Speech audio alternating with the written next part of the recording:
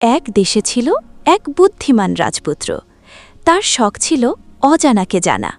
একদিন বনের ধারে এক রহস্যময় দিঘির পাড়ে বসে সে দেখল দিঘির মাঝখানে একটা রূপালী মাছ মানুষের গলায় কথা বলছে।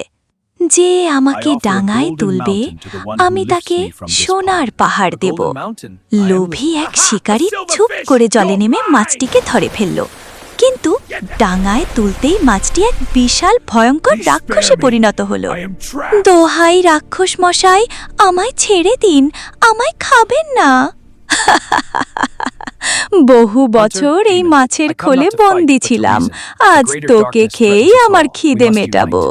থামুন রাক্ষস মশাই, আপনি এত বড় শক্তিশালী বীর, আমি বিশ্বাসই করি না যে আপনি অতটুকু ছোট মাছের ভেতরে ছিলেন। আপনি নিশ্চয়ই আমাদের বোকা বানাচ্ছেন। কি, তুই আমার ক্ষমতাকে অবিশ্বাস করিস? দেখ তবে।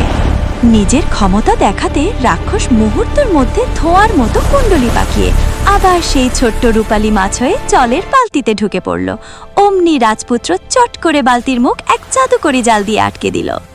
বেশি শক্তি থাকলেই হয় না রাক্ষস মশাই, কিছুটা বুদ্ধিও থাকতে হয়। সে মাছটিকে দিঘির মাঝখানে ছুঁড়ে দিল। রাজপুত্রের বুদ্ধিতে রক্ষা পেল শিকারীর প্রাণ। গল্পের মূল কথা, অহংকার আর বোকামি সর্বসময়ই বুদ্ধির কাছে হার মানে।